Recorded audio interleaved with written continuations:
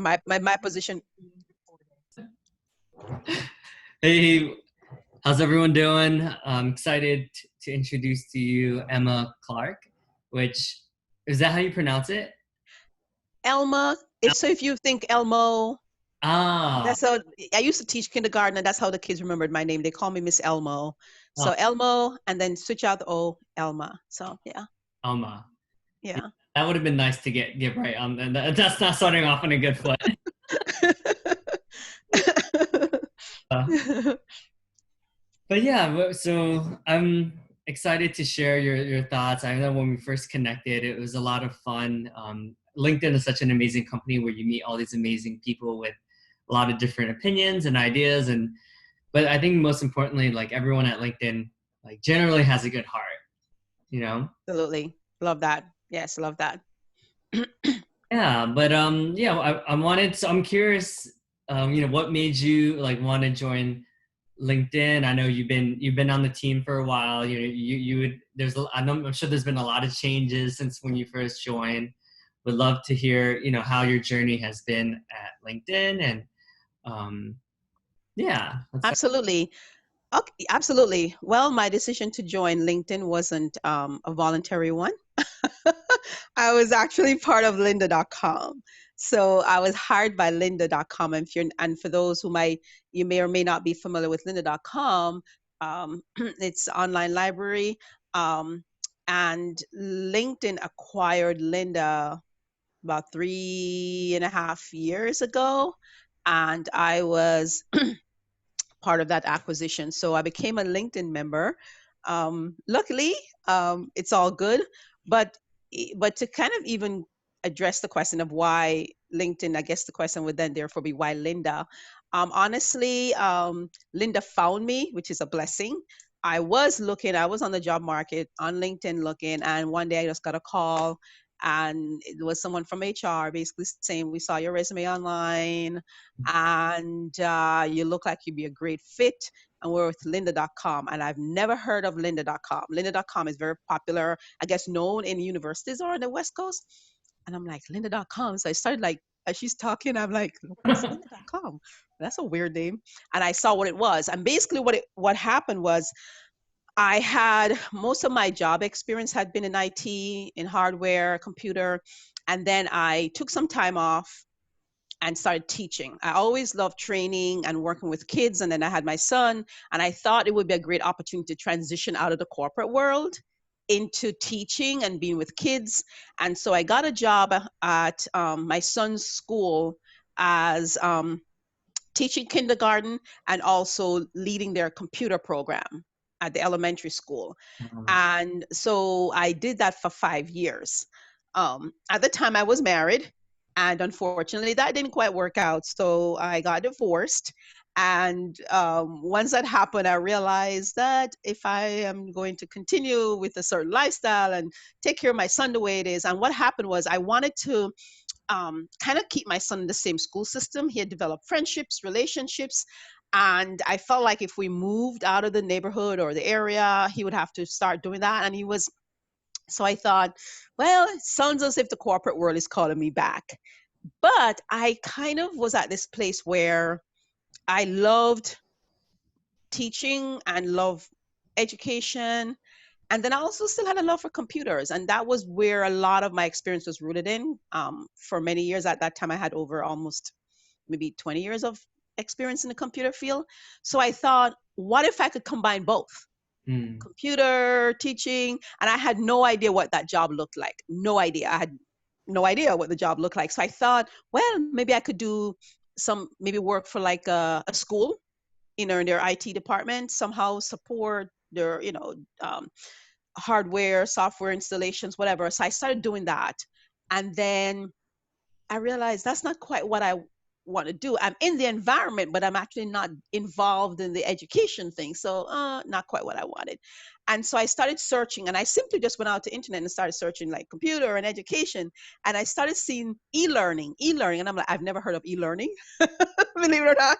So I'm like, and I started researching what e-learning was all about and what that whole industry. And the more and more I said, oh, okay, this sounds like, having in line with what I want, education and technology combined and online.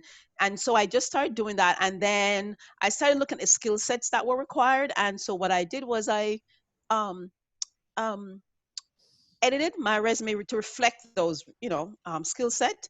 And on LinkedIn, I just basically said, this is my experience. I've been teaching and I also compute, and I'm looking for a job that will help me to get into e-learning and da da da da. And so, hence, I guess Linda saw that, and they said, "That's you're who we're looking for. Somebody who's been involved with kids and teaching that and whatever." And I started talking to her, and she's then said, "Okay, we'll set up an appointment with my manager, who I loved, one of my favorite managers." And I had an interview with her, and on the phone, she goes, "Oh my gosh, you're so passionate about what you do." And I said, "But I don't have any experience in e-learning for the position that they wanted me." She says, "Oh no," she says, "you have the experience we want." She says, "You can learn the product, you can learn that." She says, "What we're looking for, you have." And they brought me up to California, and the rest is history. And then I started working and learning more about e-learning, and it was just a natural fit.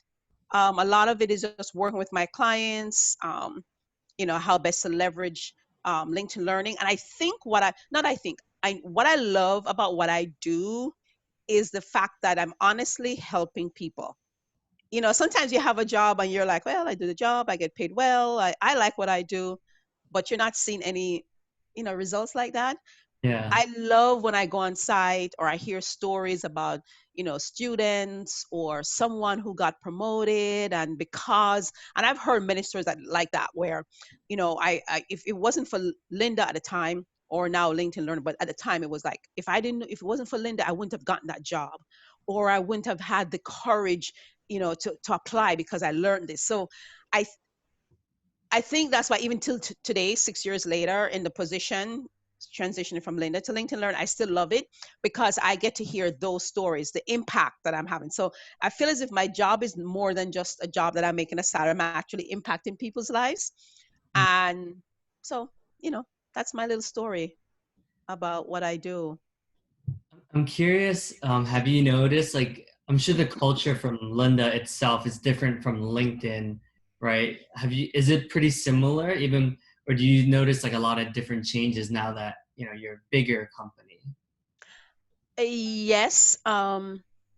Okay, so there are some similarities in the culture, meaning I think Linda's culture and the similarities with LinkedIn is um, one, like an open, in some respects, there is a level of where sort of a little bit, I want to say a little bit of a down to earth in a sense, like, not very cooperative, because I worked for a while in New York, and I came from a very corporate environment. We're very, more conservative, more, more corporate environment. I think the culture that I like about Linda and LinkedIn Learning, or LinkedIn, I should say, it's one where you can sort of be yourself, a little laid back.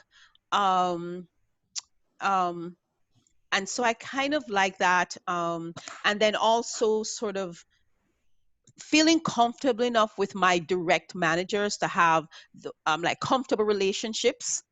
And I think one of the benefits I have, honestly, and maybe that's why I probably feel like there isn't a difference, is because my managers are actually from Linda. So maybe that's where I don't see much of a difference, is because all the folks I report to, my leadership, direct leadership, are all folks from Linda. So I think there's that, it's carried over. And so I don't see much difference.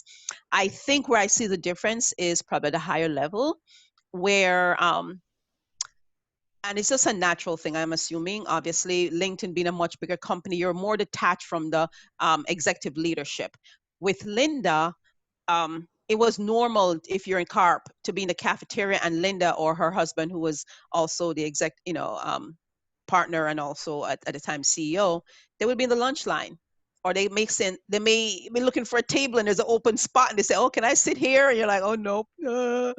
But they never acted that way. So it was normal to interact with executive leadership in the Uh, cafeteria, the Christmas party. Linda would like greet everybody, take a picture with everyone at the door. But again, smaller company, we're like 500 to 600 employees, but there was a very close relationship. one of the things, and to give you an example, and also one of the reasons why I said yes, it was just profound to me at the time, was when I went for the interview. And I interviewed again with the senior vice president for sales. The top person reports directly to Linda. First of all, he wanted to interview me. And I'm like, okay, I'm down here. In my mind, who at my level and for the position I'm in, I wouldn't think that the senior vice president would want to interview with me, which he did. But even despite that, so one could say smaller organization, not a big deal, not much a high. But what was it really impressed me was we had lunch, and as I was getting up to take my tray, so I had my interview with him was over lunch in the cafeteria. And as I was getting up to take my tray, he goes, "Oh no, you're my guest. I take your tray." And that to me was, there it said a lot, Mm, in the sense that he saw me as his guest, mm, that he respected me and honored me by taking my tray. So for him, it didn't matter what my position was. He just saw, you're my guest. I treat you. This is how I treat my guests. I don't care who you are. And so to me, I was like, I want to work here.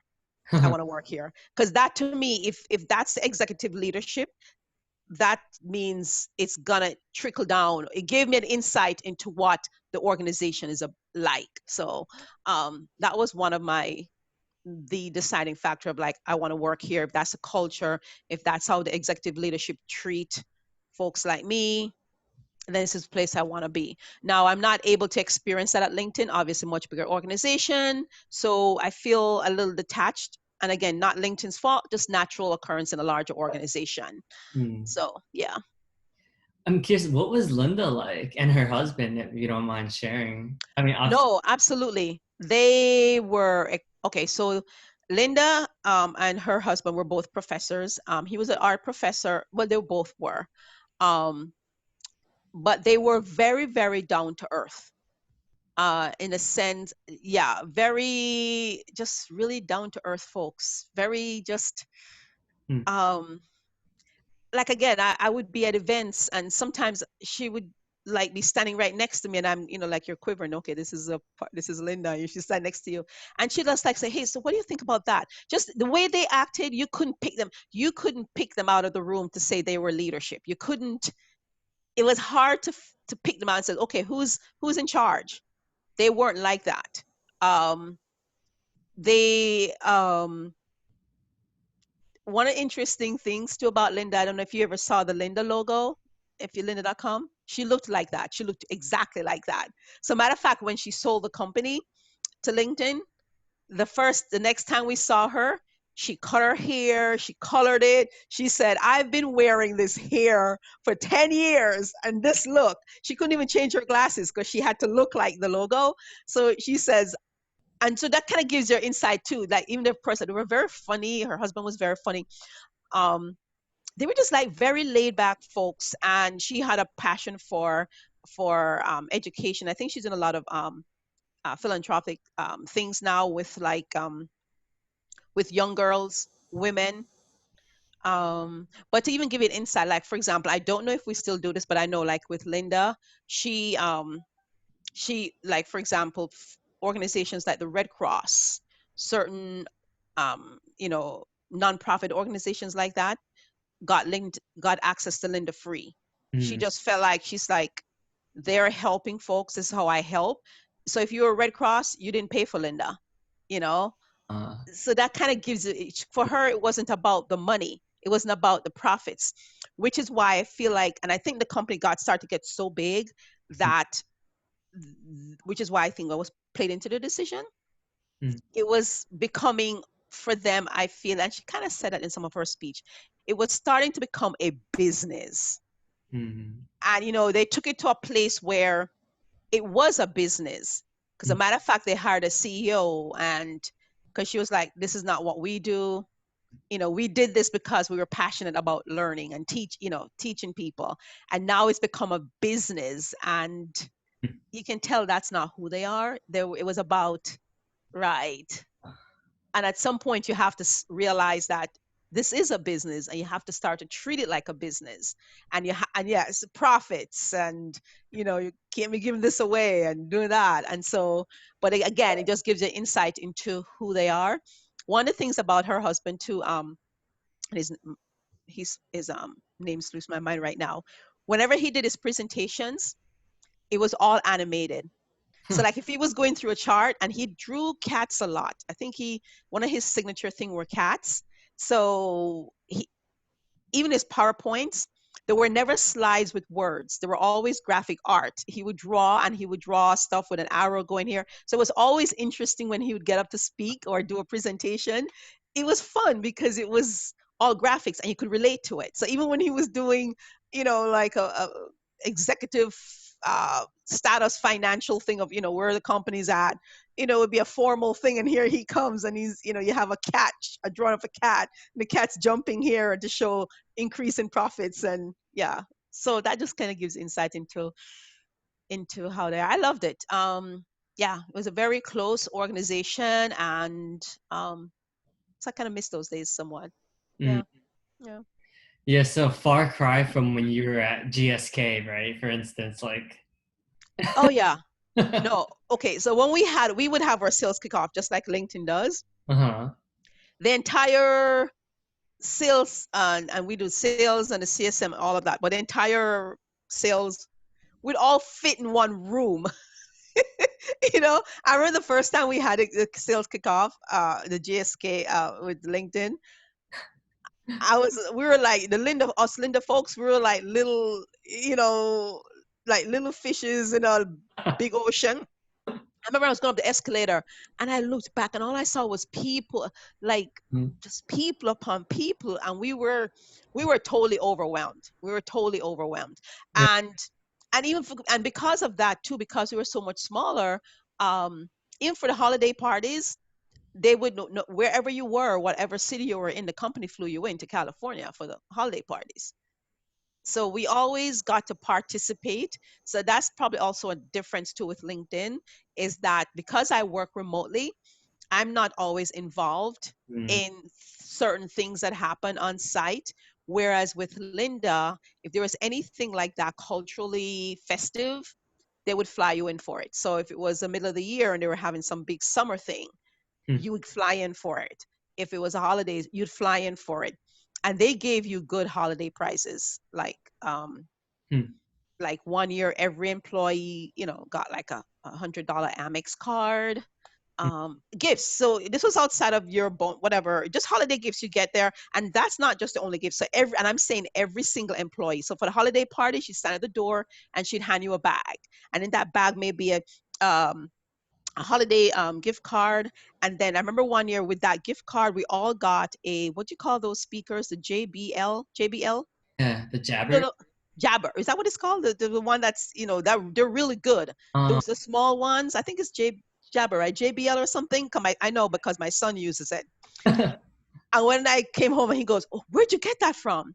But that's why and when I say every single employee got one, it wasn't just the sales folks, it was everybody got one, and an American Express gift card, $100. And so they did stuff like that where you just feel like we're just a one big family. And, so yeah.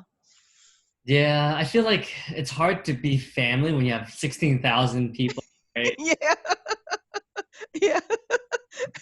It's like those families with what, 12 kids, where the younger ones have to start taking care of, no, the older ones have to start taking care of the younger ones. The parents don't have time to even pay attention to the young kids anymore because they're overwhelmed. They're just trying to put food on the table. You know what's crazy? My second week at LinkedIn was SK last year.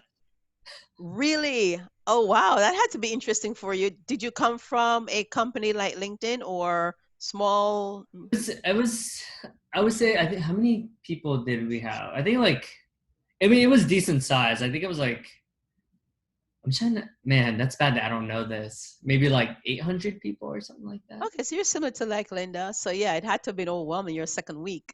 Well, Yeah. I guess it was overwhelming for me in my when we first did it too. So yeah, it's overwhelming when you see that many people. And can I tell you, so you did it last year, right? Was it with the global team? Yeah. Okay. But was it everybody from the global team? Because I remember I think honestly last year was not as big as the first year when we did the merger, because Uh, I think they scaled it down. Because um how many people were there last year, if you remember? Was it 1,900. okay? Okay, may have been about the same size. Yeah, it probably was about the same size. It just seems as if maybe because the first time maybe it's felt bigger because it was the first time. It just felt massive, like the entire California was there. So yeah, it was about the same. Matter of fact, yeah, it was around the same. It wasn't that much. Yeah, it just felt. Yeah, I was totally overwhelmed by it. But yeah. Yeah, I'm sad that we don't get that this year, like especially for you because you're remote, so it's like even you probably look forward to that like even more so, right? Yeah, I do, because being remote, again, like I said, you don't get to participate in activities like that as much. Well, not at all. So, and even just those little offsite things like, oh, this group is going here, or, we're having I know, a picnic, or we're going for a hike, or I don't get to participate in those things. So, yeah, occasions like SK, even though it can be a little overwhelming, and sometimes I even don't get to connect as much, but just being able to connect with some folks, or even my core team, is nice. Yeah, so I'll miss that. So it's gonna be interesting to see how what the virtual is like. But it's not gonna be the same because you're here. It's like Uh, you're you're home, and yeah. it's yeah. So hopefully for 2021 we'll go back to some normalcy, you know. Yeah. Uh, Or yeah, we'll be able to do that. And I'm assuming that they probably won't be having all those, the trips that, the top salespeople. Because oh, that too, because that we use Linda used to also do that. The top salespeople would go away on their trips to wherever, Hawaii or Singapore or Cayman Islands, and so I guess that's all scrapped for this year. I'm sure those sales folks, because they do it really big. They do it really big. So I'm not sure if were you familiar with those trips? I haven't been. Right. But you've heard of them and how big they do them. Yeah, they go all out. Yeah. Uh, which one was your favorite? Have you gone on a bunch of them? No, I have not been. I haven't qualified. It's usually for the sales folks, and then from the supports team, like the CSMs or the TCs, they'll usually pick one person from each. So then, the sales team you're talking about, you could have maybe 50, 60 people from the sales team, and then you may have one CSM and one TC person. So it's really hard to, you know I'm not a superstar like that to qualify. You have to be a superstar. It's so much more competitive here. Like my last company, it was crazy. Like 50% of like the salespeople went, so it was like much easier. But at LinkedIn, it's way harder to make it. Yeah, and that's one of the things that the sales, because after a while, a lot of the Linda sales folks left, because the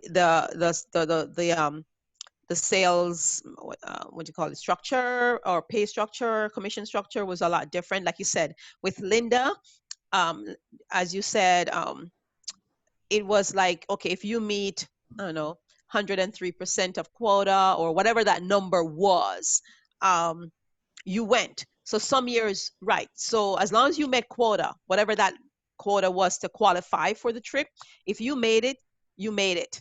So some years you could have 50 people, another year you could have 80 people. The number fluctuated. Whereas with LinkedIn, from what I hear, it's a set number of people, and so if the quota was, I don't know, to qualify for the trip was 120, and you made 130, still doesn't mean guarantee that you're going.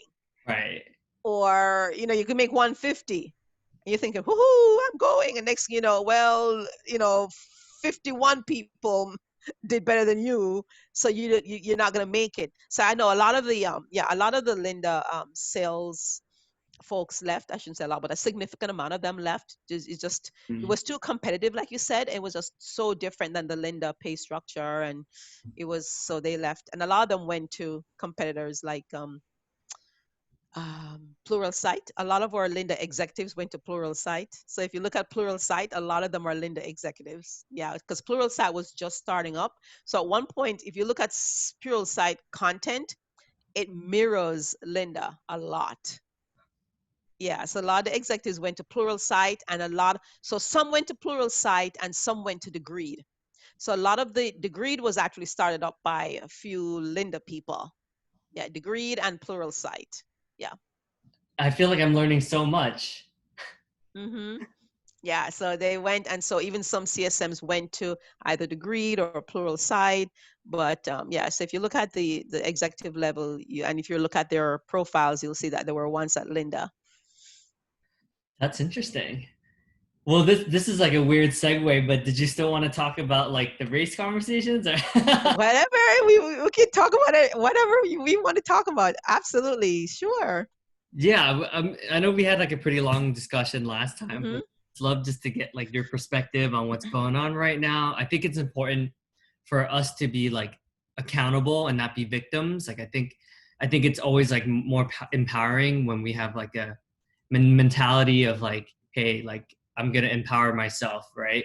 Obviously, Right. there's certain things that there's obvious like that's not good, but I guess we'd love just to hear your thoughts on what's going on and maybe how we can like empower ourselves to move forward in a progressive manner. Mm-hmm. Um, I guess maybe how I will probably approach it is maybe just maybe touch on what has happened since my, if you want to say, coming out. But even after you and I chatted, because we chatted after, was it the all hands, I think? Yeah. Was it maybe? Okay. So after the all hands, there are two other occasions where I built up the nerve to say anything. And one of them was on Farhan's coffee chat. I'm not sure if you're on there. Oh, If that you're on, was where I met. That was where okay, I met you. Yeah. the Farhan. Okay, so after that, in addition to meeting you, I met a whole other bunch of folks that reached out to me just in addition to yourself, which was surprising. And then we had a CSM all hands, and um, I commented very similar message, which was um, everyone, the Black community is a diverse community, and so we're all going to have different perspectives, and um, LinkedIn needs to create an environment where everyone's comfortable sharing their perspective. Hmm. um, the perspective may be similar to what majority think, but somewhat different, Hmm. or just be able to share their experiences or the impact, whatever it might be. Whatever, we're here to learn, we're here to share, we're here to as the saying goes, we're all in it together, so why not all share together? Yeah. And I kind of said that, well, I said that, and I was like, what in the world? So how I approached it was, for that session, there was a lady that was sharing her experience coming from the Hispanic community and as a minority, and she was addressing racism as and for her. And she told her story about her journey here, with her mom to the U.S. and so on. And so I said, okay, I'll take that same angle. And so my approach was, instead of just telling them what I thought, I said, just like A, shared her story, really appreciated, very insightful. I think it would be great to take the opportunity. Of course, it took me a while to build up the nerve because I kept saying, no, just sit back, don't say anything. It's one thing on the all hands where I don't know most of the folks, Hmm. but I'm looking at people whose faces I know, and I know what some of their thoughts are. And I'm like, but I said, I just want to share my story. I said, I want to share my story. And so I just shared my story of coming to America at 19 and how I got to where I am. And it was just a different perspective. And I said, I think it's helpful. And after I did that, oh my gosh, people again reached out and says, oh, you're brave. And I could see someone in the chatter, very brave. Thank you. And I've chatted with a few of the folks, even one manager on our team. I'm like, whoa, surprisingly. Um, so I've chatted with a few folks, and I think what I'm learning, or what I learned, is that there are quite a few people who think like me or have the same perspective, in the sense of um being able we should there are different perspectives, and we should all share. And ironically, the perspectives were different but not the same as mine. So it wasn't about having the same perspective or the same opinion. What I found from talking to some of these folks, that their opinions weren't necessarily the same as mine. Where we had common ground was that we all want the opportunity to share. Mm, And that's what I got from it. And I think that's what we're not being given. That's not the environment that we have. And even if leadership thinks that environment is there, mm, we're not feeling it. We're not feeling that. And so, like, for just to give you an example of the variety, like, one lady wanted to share with me that, her she's biracial. And so when she hear terms like all, like, Black Lives Matter, she doesn't like it. It not in a bad way, but she says it makes her uncomfortable. And the reason is because her mom's white, her dad's black. mm, So when she hears all Black Lives Matter, then it kind of like separates her from her mom. mm. Her mom's white. So in her eyes, I don't see one of my parents differently than the other. So for me, all lives matter. And she said, so she says, that's why I don't like the term. Yeah. I prefer, because she says, for me, it makes me feel like I'm having to choose a parent. Huh. And she says, even though that's not what I'm being told to do, but I feel that way. And so she says she wish she could share that, to kind of give how she feels. And she says, but I feel like if I do, people are going to think, oh, I'm condemning Black Lives Matter, and that's not what I'm saying. And she said, that's not what I'm saying. I'm just saying, I just want to offer a perspective that when someone says they don't like the term, it's not because maybe they're not supportive of it, or they're not supportive of the action, or the the campaign, or whatever it is. It's just, I'm not comfortable because of my personal situation. Yeah, that's an awesome story because yeah, and I think to your point, more of those stories would be awesome because Right. often those people feel afraid that to say something to your point, like what if I get a slap on the wrist? Like what if people Right. right like get off boo get what if I get booed off the stage, Right. right? And her point too was, when someone says all lives matter, don't be so quick to condemn them, or to feel like they're saying it because they're against Black Lives Matter. It's not always so. So that was her point. Her point could be, the reason why they prefer to say this might be just like for my situation. So it helps to have the conversation. So while, so she said she felt like she wished she could share, and then for someone to say, well, why don't you like it, or why do you prefer to say that, and then she could explain. So, and I think that's where she says, well, she was saying that's where her frustration comes in, because if you don't agree, or full stop, I don't want to hear what it is, I don't want to hear what you have to say, and that's the feeling that she gets. So she had that story to share. And then, like, one other gentleman said that it's not that he has a different perspective, but what he's in a group, it's a social impact group that he's in, and there are these conversations, and he says he's heard conversations like mine. So he says he would have loved to say, hey, I'm part of a social impact group, and here's what the feedback that I hear from my group. But he says even that, sharing what he's getting from his group, may be perceived that he's not agreeing, Huh. because he's just so worried about the perception. It's Mm, almost, again, if you're anything that you bring to the table must align, and if it doesn't, mm. that's where the fear comes in. Because he said, I actually agree with the majority. Like, he says, but I'm a part of this group where different people have different opinions. And I'd love to share some of those that I've heard from my impact group. But he says, I'm not doing that. So he was sharing that with me. Yeah, it's interesting because I do think we have like a long way to go, but I feel like at least at LinkedIn we have these conversations, whereas like my previous companies, no one would ever even have any of these conversations, you know, at least not in a public forum, like maybe just one on one, Right. like One on one. small groups, like just in your team or just with some of your colleagues, but it would never be like a whole town hall to talk about like this, you know, like Right.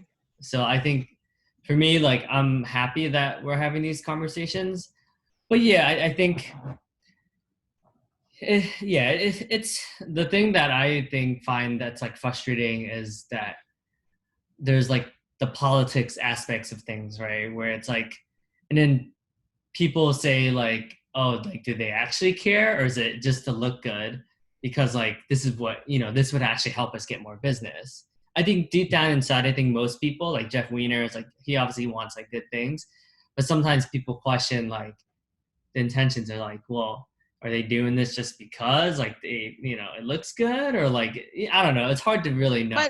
But I think, if in all fairness, I think some of it is done because for business reasons, but in all fairness, it is a business. Mm, So, and so I think there are elements of it. So, for example, even when there were comments that they deemed offensive and the company was like, we don't represent that or we push that, but it's, I think, the position that a lot of organizations are in, yeah. where a lot of organizations are saying, oh, Black Lives Matter, or having a banner, or we support, please don't, because at the end of the day, it is a business. And it's not a personal business. They have to report to shareholders or boards of directors. And so they're reporting to someone.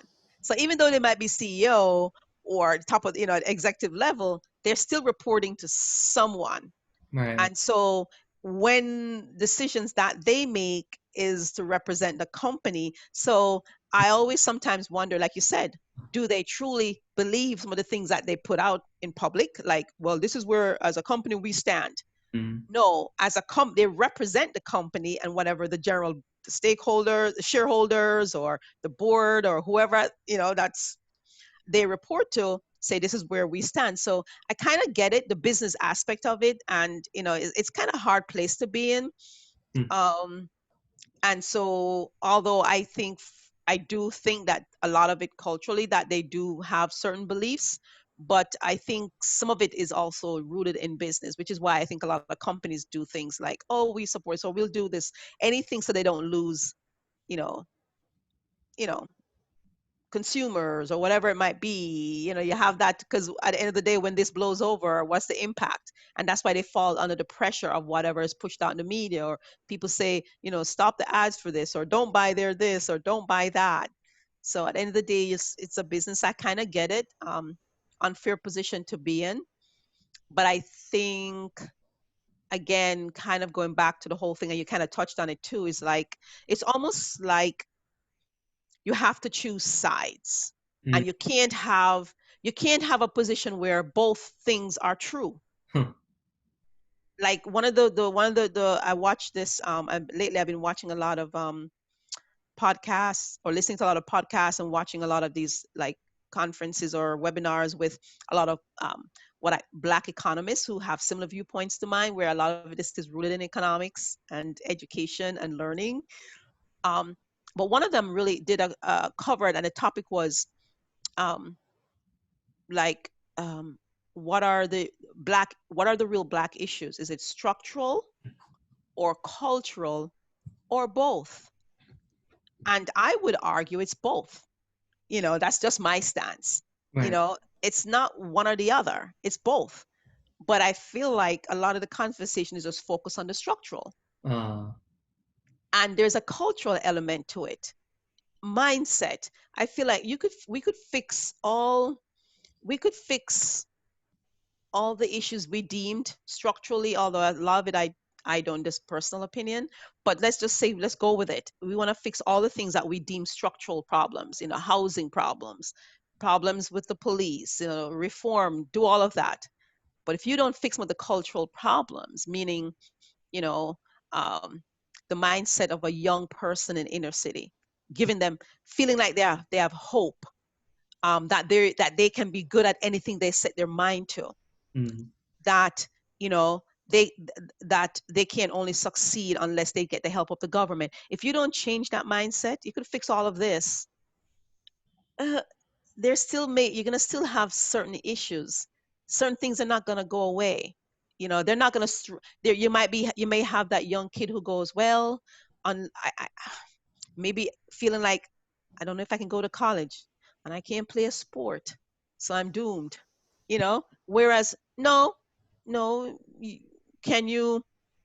I don't know. Can you write poetry? You know, what do you like to do? Or asking that question, what it is like you can do with whatever your talent, your innate ability. We all have innate abilities. We all are good at something, you know? Tell me what you can do with that, or show me, and give them that excitement. So there's a cultural thing, Hmm. or kind of like, you know, as a young girl, some of the things that you can aspire for, or change certain lifestyles, whatever. It's a combination. And I think part of the cultural part of it too for me is accountability. It's like, in any relationship, if you're going to succeed, not only one person can be working on it. You know, you can't the wife can't say, well, which is what happens sometimes. It's, here's the problem. You know, you go to the marriage counselor, and you point out the husband's fault. It's his problem. He's the one. Fix him. Yeah. But never stop to say, well, what do I do to contribute? Even if he's doing the following things, am I contributing? Is he reacting to me? Or what can I do to create an environment to help him be better? What can I do? What role do I play in it? Maybe I know, I don't know, I'm just using random things, but maybe, let's say your issue with him is that he gets upset easily. Well, if you know that, maybe I therefore don't push his buttons, or maybe, maybe don't use words that I feel like are hurtful words for him because of his background or his childhood. What role are you playing in it? And what I feel like is that there isn't any enough accountability from the Black community. And that's coming to me from Black leaders teaching that, as a young child, or young, this is what you do. You know, you make sure you are doing this, and we also need to fix this, but you make sure that you are doing this. Fifty You know? 50. Yeah. Yeah. And Yeah. I don't want to get too current, but just a simple example could be, and I know this might be a little controversial, but if simply saying to a young person, you get stopped by the police, you don't resist. You kind of, yes sir, no, whatever it might be, yeah, officer. But there's a thing where you're not helping the situation or helping yourself if you're going to now get into an argument. So it's going to piss the cop off. Right. Doesn't mean you're justifying his behavior. He should still have self-control. But are you really helping if you're mouthing off or resisting arrest? What is your role in it? Yeah. Even at the end of the day, he's ultimately wrong for his reaction, but you have to pause and said, did I play any role in that behavior? Not excusing it, not justifying his behavior, but what role did I play? And if it means simply to save the life of someone else, and to say, listen, you know what? See what happened to this person when so and so. This is how you need to behave. I don't want that happening for you. So that's what I mean by accountability, and I don't see enough of that. So again, kind of going back, is it structural, cultural, or both? And I think we need to be doing both. Hmm. Also, I feel like we need to, and that's why I think it's important to have the open dialogue where all different perspectives, because now we can hear different solutions, different impact. You know, um, like one gentleman that I talked to brought this perspective, and I'm like, oh, I didn't think of that. Spoke to him yesterday, and he grew up in, I guess, in the inner city in Chicago. He was telling me, and he said one thing that was always interesting to him as he was growing up, and he's actually at LinkedIn, and does data analytics or stuff. And I'm like, whoa, you're one of those weird people with all those numbers crunching in your head, because I can't do it. I'm like, my brain would just be like smoking. So anyway, he said, and I think the reason why it stood out for him even now, because he's into the economics and data. He says, oh yeah, he says, I eat data up. And but he says just looking around the community Mm, and small businesses, he says when he looks around, he sees, he says a lot of the small businesses in the inner cities are owned by other minorities, immigrants. So he says you'll see, um, who, and he said to me, because he was asking me, and I wasn't sure where he was going with this. He goes, so let me ask you, who owns the nail salons? Who owns the grocery store? mm, Who owns the gas stations? Who owns the little restaurant down the street? He says, oh, and he goes, you're Jamaican, right? He says, every corner you go, you find a Jamaican restaurant, right? And he goes, you find a Chinese restaurant, right? The Indian owns the gas station, mm, Asian nail salon, the stores. He says, when I look around, I don't see much blacks, my people owning much. It's our community. Don't you think majority of the businesses should be ours? He says, what I see is other immigrants. And he says, not just other, he says other blacks. He says from Jamaica. He mm, says, I see Cuban restaurants. I'll see, I'll even see maybe an African restaurant. mm. He says, so it's not, he says, it's not a race, it's not a black thing. He says, I had to stop and say to myself, why is that? Yeah. And he said, so it has to be a mindset. It Mm, has to be something that we're not teaching hmm, our young black people. We're not teaching them something. uh, And part of that might be economics, the importance of school, learning. He says that mindset. And so it was profound to me. It's like, whoa. So even and he says, I'd love to like even put that out there. He says, on the all hands, I'd love to say, why is it that? And just, he says, I don't have the answer necessarily. It's just, I'd propose a question like, okay, we all see it. Walk through the black community.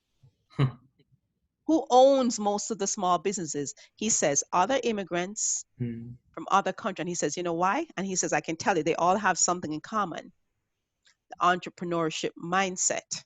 hmm, I'm going to own my own business. I'm going to do this. And he says, it doesn't matter what country. So he says, so therefore, why can they have that? huh, How do they get that? And so he says, so that's what he says with his blog. He says, I want to start teaching that mm. entrepreneurial mindset that you can have, say, do whatever it is.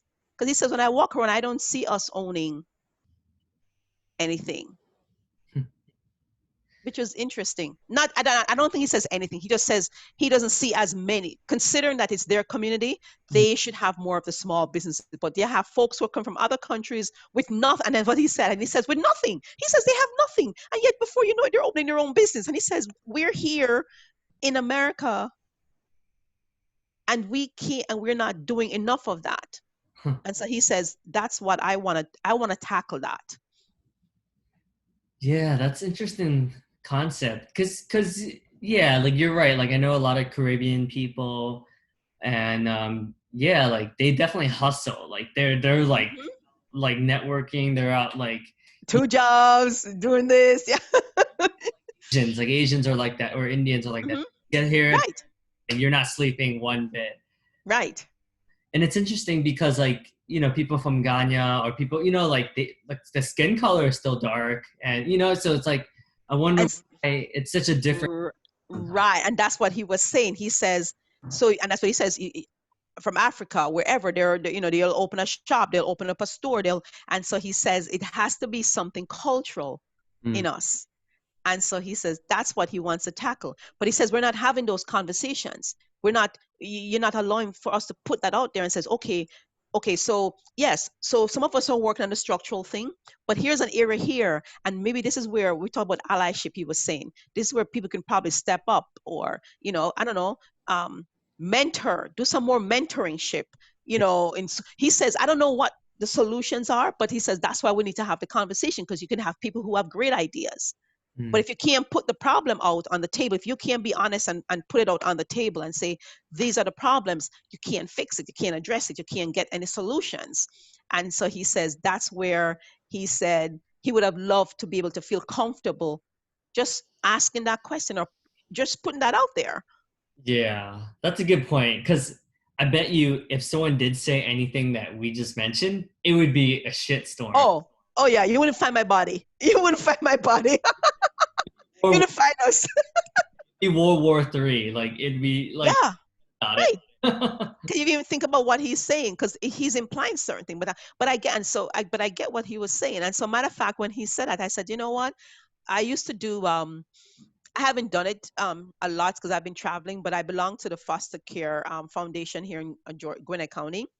And I said, you know what? I went immediately and I looked at the Boys Girls Club and I said, I'm signing up. Matter of fact, I was trying to call, but I guess maybe because of COVID, I don't want to just donate. I'm tired of just the donations it's doing. And it's like, I'm sure you've heard of the saying where you feed a man a fish for, you feed him for a day, teach him how to fish, you feed him for life. So sometimes, yeah, it's great to donate and give your money, but what are you don't know where that money is going, exactly how it's been used. How about, so I said, no, I'm gonna call again. Because after he told me that, I said, that's it. We need to start really changing the mindset of some of our young folks. As we're working on reforms of all the different structural things, we need to be also working on the young folks, change their mindset, give them the entrepreneurial spirit, show them examples. Hey, look at the immigrant over there, came here with nothing, zero, zip.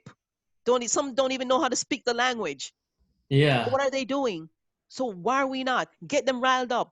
Get them riled up in a different way instead of riled up with anger and Mm. how about, yeah, you know what, you're right, I want to do that too, yeah. Get them riled up and that's what he was saying. I want them to get riled up in a different way. Mm. No, I want to have my own business. You're right, I'm gonna go out there and I'm gonna do that too. Yeah, yes, let's go. Yeah, it's and now you making me feel much better about myself because like I'm more on the doing side where so I mentor a lot of immigrants like from India or from Dominican Republic or Colombia or like like I do a lot of that mentoring and sometimes It I'm like oh man I wish I can just donate more but you're making me feel better because I'm like I'm putting in the man hours and like public means a whole yeah whole lot more. And I always, like I said, yeah, to donate, but I feel as that's so temporary. And sometimes the students don't necessarily feel the effects, or the kids or don't necessarily feel the effects of that. Whereas your time, I think, is so much more valuable, because you get the results, you get that mentoringship that they need. And so I said, I don't know exactly where else. And I used to do a lot of that when I taught in at elementary, when I would, sub in fourth grade or fifth grade or something like that. But I said, you know what? Let me go back and reach out to the Boys Girls Club, mm, show them stories, talk to them, help them with whatever it is, mentoring. And I feel as if those are some of the things I'd love to hear us on the allyship programs. I love when I look at the resources on allyship, a lot of it is to me so negative mm, and feeds into more anger, fuels more anger. And it's okay to have some of that, right but we need to supplement it with, okay, so what else can we do that has lasting effects, that really has um, um, impact that we can see, and if it's one, two, three young people, and you know, sit with them, help them with their resume, help them with their math or whatever it is that they need. Like you said, the mentoring that you're doing, that's gonna be yeah. lasting. I'm pretty lucky. I think in the New York office, it's like there's a lot of opportunities. Mm-hmm. I mean, back when it was normal. I mean, now it's still okay because a lot of it's virtual, like just video calls like this to help people with their resumes and stuff. But it was at one point there was like an event every day where you could volunteer for like high Oh, schoolers and college students and like a lot of that. Like oh, it really? was a lot. Okay, that's good. But to your point, like not everyone got involved with that, right? It was like it was maybe like 10% of the company that got involved with it. But it was always the same people that you saw at all these different things, right? And then I would say the majority of the people were like, I'm trying to make 150K, like and last year only made 130 or you know what I mean? Like it was so Mm-hmm. the bulk of it, I think we've more people skew on the side of like, well, I want to make 250 this year, but Right. you So know, that's which is why I feel like a lot of times people are asking, what can I do to help? What can I do to help? You really want to help? Here's how you can. mhm. Give up your time. Give up your time. Yeah. And I saw, actually, I shared with the team, and I'll send you that link. I did, well, then again, maybe you've seen it. Have you seen that Success Up for Life video by Denzel Washington where he gave a speech, graduation speech? No, I don't think I did. I'll send you the link. I sent it to a bunch of folks. and they were like, "Oh my gosh!" And actually, over the weekend, I saw it years ago, and like 2 years ago when he first did it. But over the weekend, I think I watched it 5 times, and it was really the success to life. And he was just talking about his journey, and ultimately what he said, and he ends it by saying, and I'm gonna make a note to send it to you, video.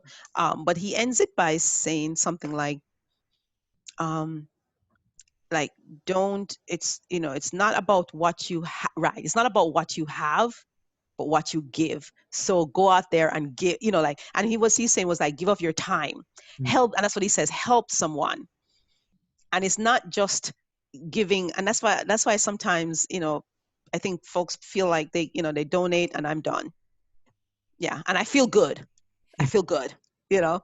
Okay, so it makes you feel better because you can say, "Oh yeah, I donate," but and that's helpful. And I almost feel as if you should donate and also do this if you're going to do that. Then yeah. where you can have real good impact. So, but that's what I got from that gentleman after listening to him. I says, you know what? I need to go back and start doing that. I did a lot of it when I was teaching in the elementary, but I need to, and I did it for the foster, because for the foster care foundation, what I used to do was I would set up stations, workstations when parents came in to like get resources and things for the kids. I would have stations where I would teach them how to use Word, the kids how to use Word or Excel, and then we'd have a day for the teenagers to come in, and I would teach them that. But I haven't done it in a while. But I said I need to go back to that, because I also feel in not just helping just the Black community. I just feel as if um, that's why, and I think that's one of the reasons why I leaned towards the foster care. I didn't want to be about just one type of child. Mm, I want to be able any child in a situation, and to me, it doesn't matter what where you're from, where your race. If you're you're in foster care, mm, the hurt, the pain you feel is the same. mm, When you're in that environment, there's no privilege anywhere. I mean, that's just my opinion. Your pain, your hurt that you're feeling is just the same. So that's why I chose that. But I think I'm also going to continue that, but also do the Boys Girls Club, which is also not just about Black community. There's also kids from different races that are part of the Boys Girls Club, and just mentor there. So I shared that with the team and said, if you want interested in some allyship, here's a place you can start. Boys Girls Club. We all have something to share. yeah, what I'm taking from this conversation is there's many ways of allyship, and a good way of allyship is by the most precious gift that we can give is our time, right? And that's Right. supporting. And when we come from a place of giving, I feel like there's more abundance, right? There's more. Hmm. It's not like a win. It's not like a zero sum game. It's like we both win in this instance. Right. It's us versus them versus you versus me. It's like one, it's like implying that one person loses and one person wins, right? But that's Hmm. not always the case. Like you can have win-wins like that. That's like a good way to look at it. Right. And I feel as if even too, if I'm a child or a young person, I realize that this person here took the time from me. Gosh, Mm, they care, but overall, people care, and just even that, because I feel like one of the things I'd love to see is a little bit less anger and revengefulness mm, that I see kind of going on a little bit. Um, and so I feel like those acts of kindness somebody can interpret that. You know what? People do care. mm. And who knows what that how that might be interpreted, or how that can change someone.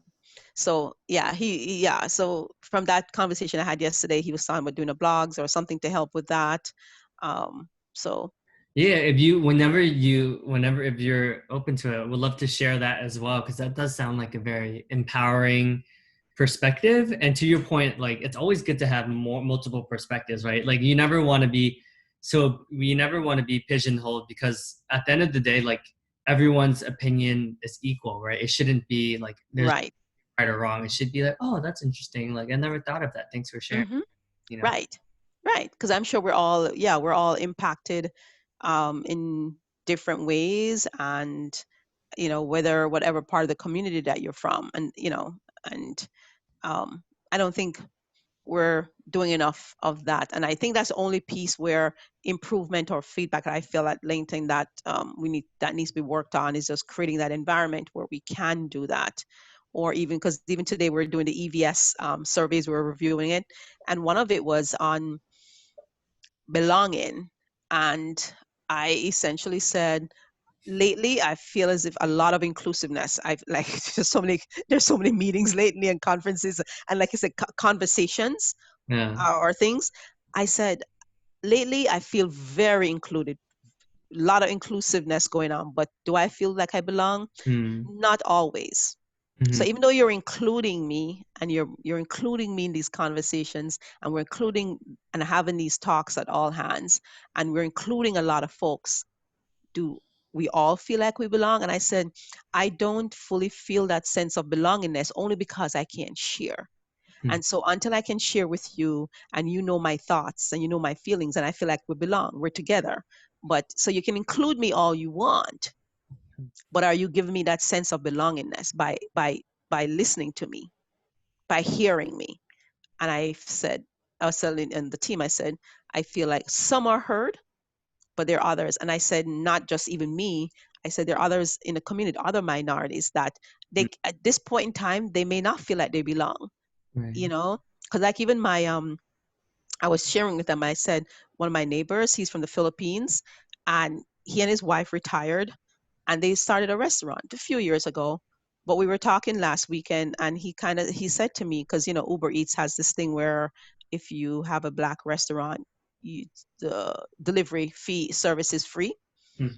So he said to me, "So what about my business?" Mm. So he says, "If someone's trying to decide between ordering from me and that black restaurant, who you think they're going to order from? The service is free." So he says, "My business is now impacted Uh, because and he said this, let's just say my food's a little bit better, and normally they probably would have gone, but that place is okay. But guess what? Service is free. You know what? I'm going to order." uh, So he says, even though, yes, you're helping one, but you don't know how it may be impacting another. mm. And those are the conversations that we need to have, or Mm. put that out there, that as we do these things, or Mr. Organization or big corporate, do you know that as you think you're helping one group, you're impacting another? Yeah. Have you stopped to think about that you're putting one group over another group by doing these, or is there a different way to do it? I don't know. I mean, I don't know. But again, we don't know, but we can't know until we have the conversations. But we're not, it kind of goes back to what we're saying. We need to put it all out there and hear from everyone. Yeah, that's a good takeaway. It's interesting because like yeah, I think like to your point, like it's like black or white. It's kind of like almost like you have to pick a side, right? It's like, are you with us or against us? And that puts Right. people in an uncomfortable position. Like maybe they have something, a totally different perspective that's maybe, a different color, right? But it's like, nope, you can only pick with us You or have to pick. Right. that's, It's A and B. There's no C, there's no D, there's no A minus, there's no A plus, there's no B. yeah. It's A or B. That's it. And I think that's kind of go back to where you're saying it's political, and I think that it also lines up with almost like a political ideology, like A is equals this, B equals that. And so if your comment sounds, and you could even be politically A, but understand the B issue, Mm. you can't even understand that you have to know you, because then what? You're you know but you can see both sides. What about people in the middle? There's no middle. Mm. Yeah, this has been a very thought-provoking conversation. Yeah, thank you. You're That I welcome. feel like every time we talk, like an hour just like goes by like I know it does. Could keep talking, but I guess we have to do this again then. yeah. um Certainly, maybe take one tangent of it, or maybe talk about some I'd love to hear more too about your mentoring and what you're doing, because I don't know, that's something that I feel like I want to get more involved in. It's a little harder for me being remotely and not in an office and hearing these things. That's why I said, you know what? But there are organizations like Boys Girls Club, the foster care children. There are others, and maybe that's one aspect of allyship that um, we can maybe expose others to or talk more about. Like, Oh, what are some of the things that we can do from that sense? You know, yeah, let's do that. So we'll do some, maybe after the vacation, so right. our shutdown.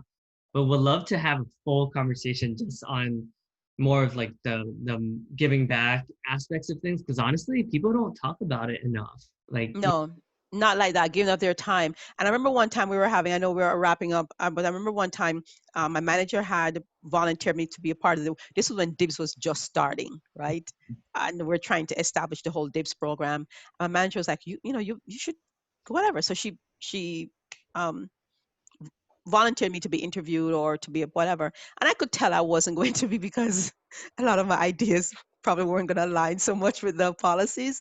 But one of the things I offered and suggested was, and I thought maybe just again teaching in elementary school, I says I know we often have programs and stuff that reach out to college or high school, but honestly, we need to start way earlier than that. Mhm. I'm talking about second grade, third grade, Yeah. where they're starting to formalize Mm. and becoming and deciding, oh, I want to be this when I grow up, or you're having those conversations. I mean, I would even go to kindergarten, but we can lay off kindergarten, but start as early where, when they're sitting there and they say, oh, well, I want to be this and I want to, and have people that come in and them seeing different people, seeing this race or that race in these professions are talking about what they did and sharing their stories and say, yeah, you can, and start building those dreams and those hopes and motivate them from early. Sometimes even when you go to high school, in some for some kids it's late.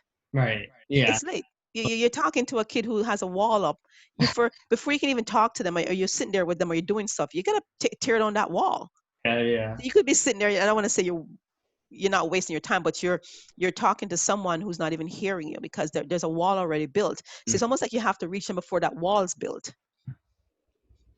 That's an interesting topic. Yeah, I feel like we can have a whole nother conversation. Yeah. Let's do that because I think this is a really fascinating topic. And honestly, to your point, like we don't really talk about people don't typically talk about these conversations as much as we should. So Mm-hmm. that'd be Yeah.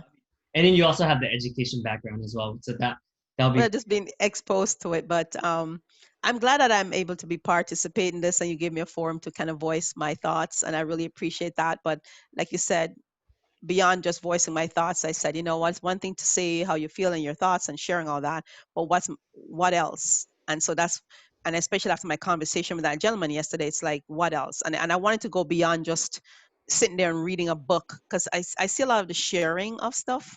And I'm like, okay, we're reading the book, and so what? Okay, so we have this information, and you're reading more about this, and you're reading more about that, and you're reading more about that, and you're doing, and okay, and what are you going to do now that you have all this information? You have all these stats about racism, you have all these stats about what happens, okay, and hmm, how does that help? Where's and that's why I says I question some of the allyship stuff. You're reading all this content, and what are you now doing with it? yeah.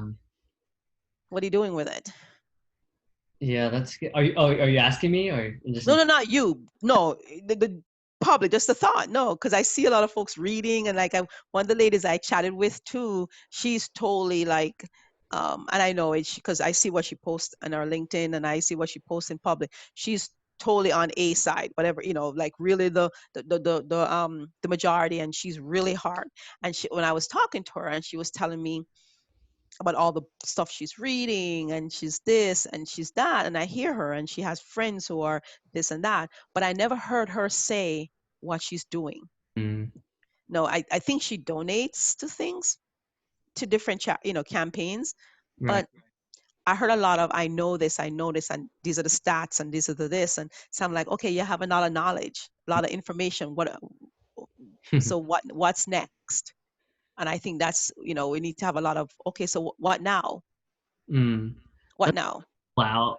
I do think yeah, a lot of people are afraid to do something, especially in the age of COVID as well, right? It's kind of like, well, I don't want to go out, or I don't want to like have to meet Right. people. And right. There's always excuses, but it's like, dude, like you can do virtual. Like there's so many virtual Yes. opportunities. So So many things we could do or propose. Right. Yes. Yeah. Like if you even think about it, like think about a lot of the kids in the inner city right now with COVID being home, whose parents may not even in some cases have the level of experience that they do. And it may even simply be technology wise. Yes, everybody knows how to use a computer. Everybody knows how to use a phone. But do Do some parents know how to go in and configure or set up Zoom Hmm. and put in the settings? Some even people who are working right here, faculty folks, don't even know how to do it. You know, because we're sending them courses on how to use Zoom, and we're giving them courses on how to use Teammates. So you can imagine some kid, especially if you're a high school student, who's probably being expected, or whose or I wouldn't even say high school, because high school students can kids can probably help themselves. But let's say you're in middle school, or fifth or fourth grade, where you're probably given level of work that requires certain knowledge, technology, and your parents can help you, or the parents aren't even home. Or like one of my clients was telling me that she has um her kids, one's like 7, one's 9, and they're both required to be on the computer. This is when school was in session. She says, which means that there has to be like a laptop or something for both of them. Right. Can you imagine that environment? And she says, okay, I can, she says, oh, well, one child borrows my husband's, one borrow mine, and whatever. But what if you're in a home where you don't even have one laptop, or if you have one and there's 4 kids? Right. So what if during that time, I know it's kind of late now, but maybe who knows if it's coming again, where there were virtual mentoringship going on, where, you know, um, you probably had, one student or help out to supplement. Okay, there got to be a lot of kids who are struggling with completing assignments or knowing what they're doing, or who are totally overwhelmed Yeah. from this whole virtual learning. So maybe again, like you said, virtual mentorship, virtual what do you help? I'm losing my mind here. Um, Tutor. when tutoring, yeah, free. Yeah. You know, something like that. I don't know, that you can help out, that you offer, and something. Yeah, that's a good call to action. Anyone who's listening who is just reading and not doing anything, that's your. Yeah, find that student. Maybe go out and that child who might need some extra help, just like you said, the tutoring that they don't have now access to, or that teacher who was probably there to help them after school, or say stay behind and I'll show you. They don't have that now. Yeah.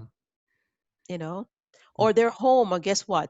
Even if they can, what about that environment where parents are gone and now you have the older kid who's watching the younger ones? They probably can't even focus, and they don't have that space to kind of focus, because they're probably taking care of the younger ones while the parents are gone off to work. And Yeah. so, just in general, kids who are probably doing okay or doing well in school are probably not, because just of whatever the environment or situation might be. Yeah. It'll be interesting to see what happens. Kind of scared to see what happens after all this aftermath, right? Because we're right in it. So it's hard to Hmm. see what is happening because like it's still happening. Yeah, I saw some articles here locally in Georgia, and they were actually saying that the results are terrible. Mm, yeah. Results are terrible for school, for um K through 12. Yeah. Yeah. Yeah. They're definitely feeling it the most, I think. Hmm. Yeah. Yeah. Because the rest of us, we can adjust for work, college, you can adjust. I mean, that's part of your routine anyway, life, online learning and all that. And it sounds great, online learning, and we can adapt, and it's awesome. But for the K-12, a lot of it is a social, a lot of them is a hands-on with the teacher. And, while the rest of them are working, come here, John, let me show you. And they sit with them, and okay, this is what you do. Nobody, a lot of that's missing on the Mm, K-12. And I think I would even say more at the elementary level. yeah. Yeah, Much to talk about. Well, we always have really thought-provoking conversations, but yeah, really appreciate our conversation today. And absolutely. Myself too. yeah, hope anyone who is listening is inspired to think of a different perspective. And yeah, stay tuned for part two when we dive in a little bit deeper into how we could take action. Yes, absolutely. Looking forward to it. Thanks, Davidson, for the opportunity, and looking forward. And hopefully, we've inspired others. I myself having this conversation has somewhat inspired myself to do more and take some action. So I'd love to be able to share some of those results in our next conversation. Yeah, that'll be a good call to action. Thank you. You're welcome. Have a good evening. You too. All right. Bye bye.